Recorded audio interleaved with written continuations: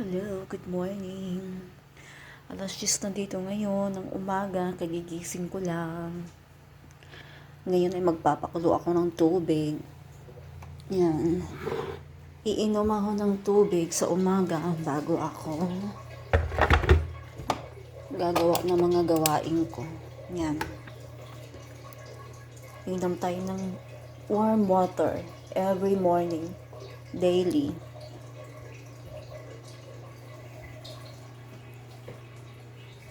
Kuha ako ng baso ko.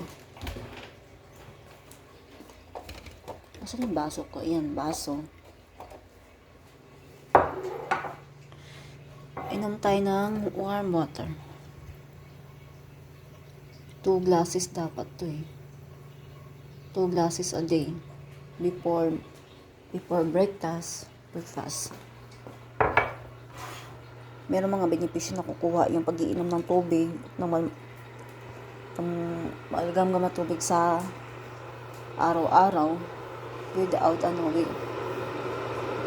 without any milk. Just empty stomach.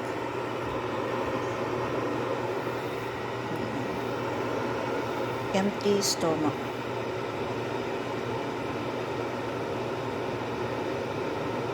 Siguro pwede na siguro, mainit-init na siguro yan. Kailangan mga warm water.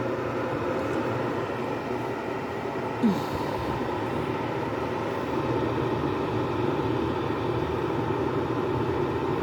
na yan. Mainit yan, no? Warm water yan. Kasi inom tayo.